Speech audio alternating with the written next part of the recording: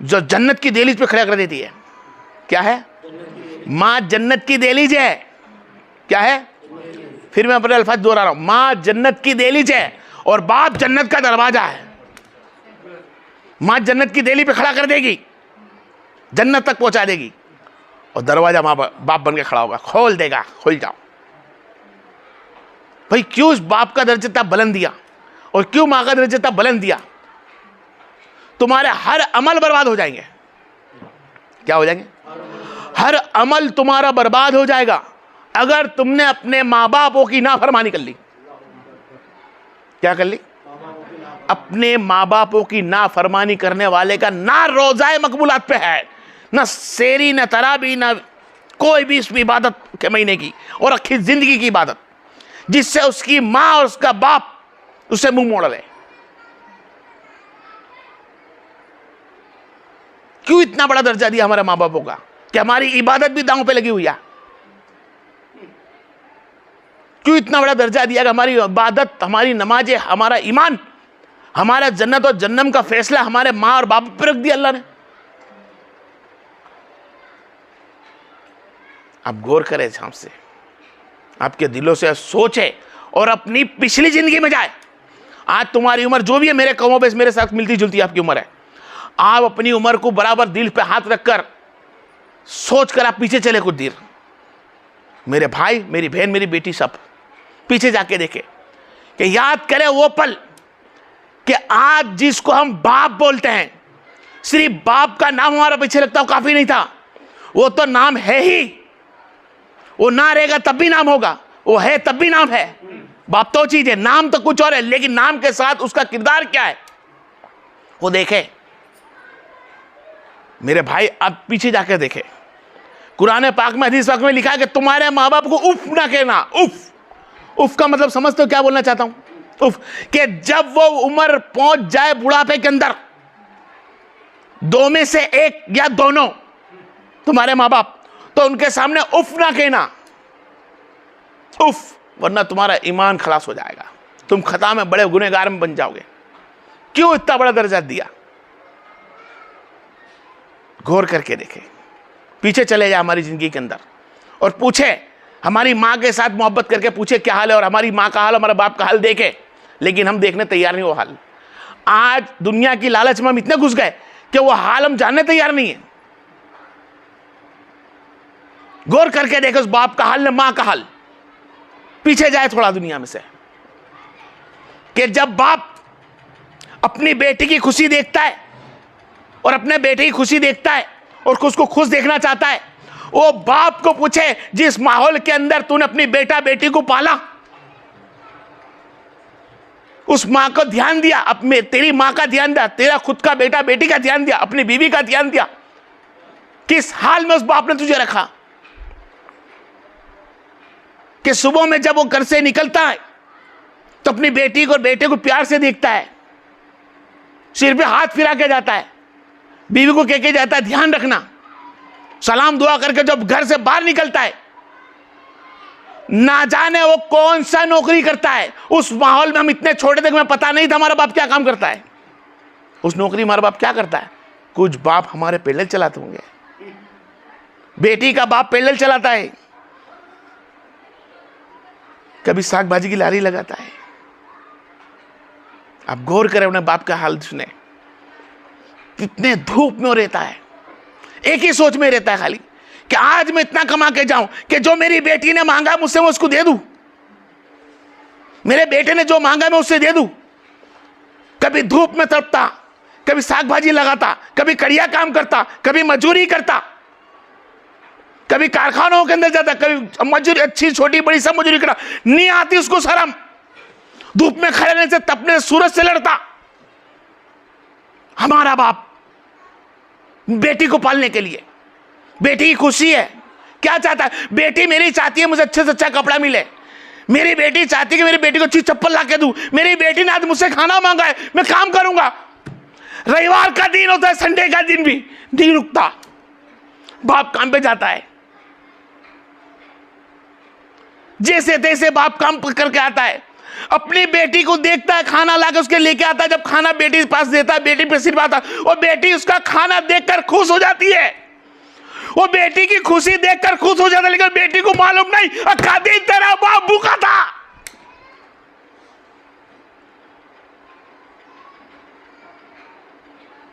वार त्योहार आ गया,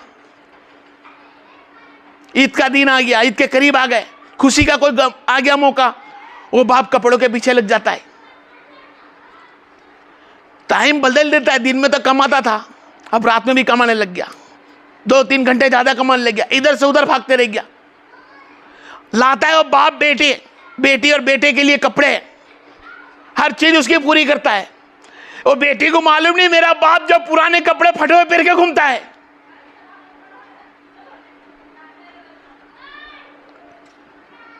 उस बाप की कदर करे मेरे बेटे। बहुत मुश्किल से बाप कमा के लाता है, बहुत मुश्किल से, ना जाने कितनों के सामने वो हाथ फैलाता है, कितनी कड़ती धूप में खड़े रहता है, कितनी मुश्किलात से वो पैसे लेके आता है। उसका खाने का मन होता है कि मैं अच्छे से अच्छा खाऊं, लेकिन सोचता है नहीं आज मैं खा लूंगा पैसे कम पड़ जाएंगे, मेरा बेटी मेरी औरत राह देखती होगी मेरी। वो खाना भी नहीं खाता, सीधा घर चले आता है।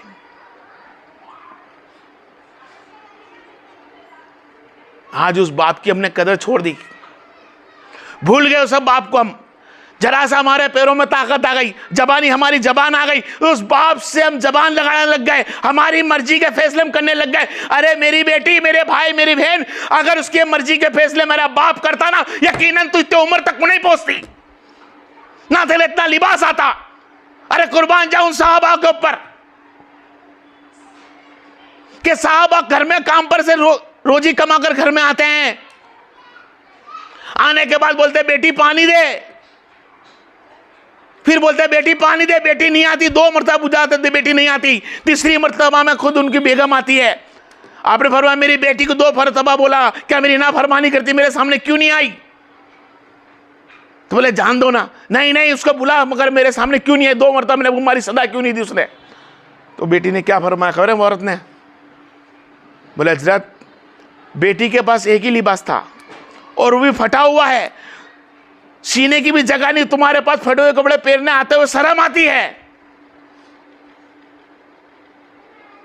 आज हमारे वो दिन नहीं रखे हमारे बाप ने, हम फटे हुए कपड़े पहनते नहीं है, हमारे बाप ने सब कुछ पहनाया।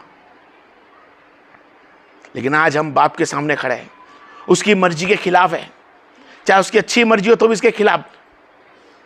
कभी अपनी बेटी को उसने धूप में बनाया, खिलाया पिलाया, भाई को बहन को सबको खिलाया, बेटा बेटी को खिलाया पिलाया, लेकिन हमने एक मर्तबा भी उसकी खुशी ना देखी। बाप की खुशी के लिए हमने कुछ नहीं किया। आज जिसका बाप जिंदा है उसके बाप को नाफरमानी करते हैं, और जो मर चुका है वो बेटी ने कभी उस पर दुरूद फातिहा नहीं लगाया, कभी उसकी राह में कभी सदका खैरात नहीं किया। दुनिया में मशगूल हम हो गए। जिस मां ने हमको पाल पोस कर बड़ा किया, आज उस मां के सामने बेटा बेटी खड़े होकर बोलते हैं तुमने हमारे लिए क्या किया। ये तो हर बाप बाप करते हैं। नहीं जानता मेरे भाई, जिस दिन तू बाप बनेगा, जिस दिन तू मां बनेगी, जब पता चलेगा तुझे औलाद होगी, तब कि औलाद की मोहब्बत क्या होती है, औलाद के लिए क्या करना पड़ता है। अरे उस मां से पूछ कि तूने क्या किया। अरे उसका खाना पीना सब छोड़ दिया, उस तेरे खातिर, तेरे को दूध पिलाने के खातिर उसकी इबादत कजा कर दी। अरे ठंडी हर मौसम के अंदर तो पेशाब करता, वो साफ करती ना, उसी सूखे में तेरे को सुलाती और गीले में खुद सोती, वो मां है। पहला निमाला तुझे देती, और जब तू निमाला खाना सीखती, जब तू खुश होती तो खुश हो जाती। वो प्यार से तेरी चोटियां बांधती मां, प्यार से तुझे तेल लगाती, तेरे से खूब लाड़ करती, हमेशा तुझे चूमती रहती, तुझे मच्छर भी काट जाए 10 फेरी देखती, तू चिल्ला के रो दे, तेरे आगे पीछे हो जाए, मेरी बेटी को क्या हुआ, वो मां तड़प जाती। क्या हमारे दिल में ऐसी थोड़ी सी तड़प बाकी है कि आज हमारी मां जिंदा है तो हम उससे अच्छे अखलाक से बात करें? क्या दुनिया से रुखसत अगर मां हो गई है तो क्या उसके लिए खैरात ज़कात हम करें? नहीं, आज मां उम्र में पहुंच गई है, बूढ़ी हो चुकी है, तो वो सटिया गई है। क्या बोलते हैं? सटिया गई है। फिर तो इसमें दिमाग नहीं है। हाँ भाई, इसमें दिमाग नहीं है, तेरे में भी दिमाग नहीं था जिस वक्त तू चलना नहीं जानता था, जिस वक्त तू बोलना नहीं जानता था, अरे तेरे हल्ले पे समझ जाती भूखा है,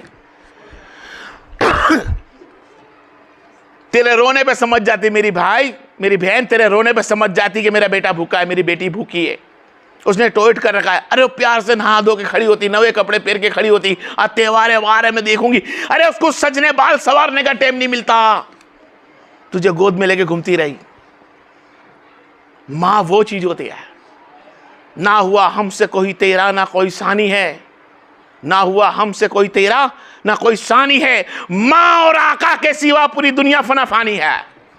सिर्फ मां, अपनी मां को राजी कर ले, अपने बाप को राजी कर ले, कसम उस परवरदिगार की, तेरे मां बाप राजी हो गए, अल्लाह उसका रसूल राजी हो जाएगा।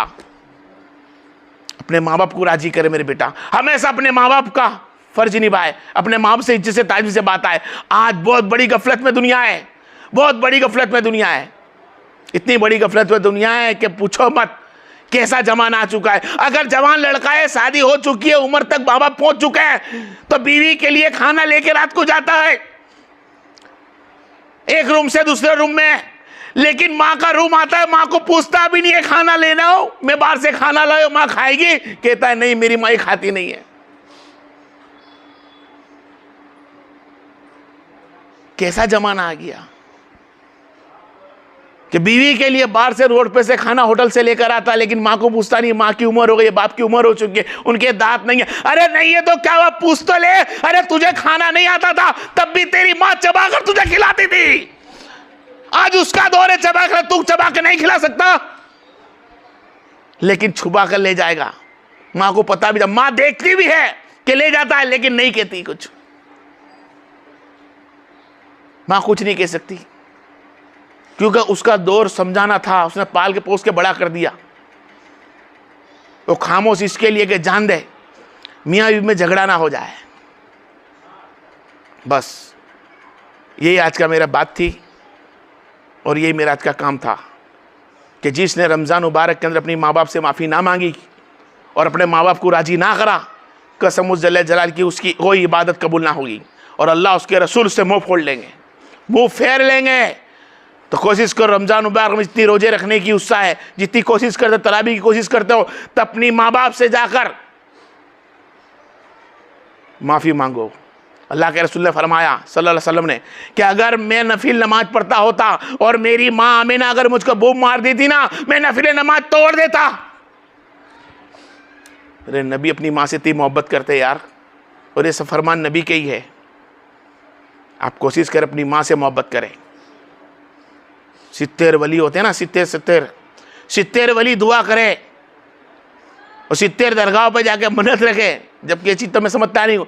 70 वली तुम्हारे लिए दुआ करते हो कि अल्लाह इसको बरकत दे, खैर दे, इसको बखश दे।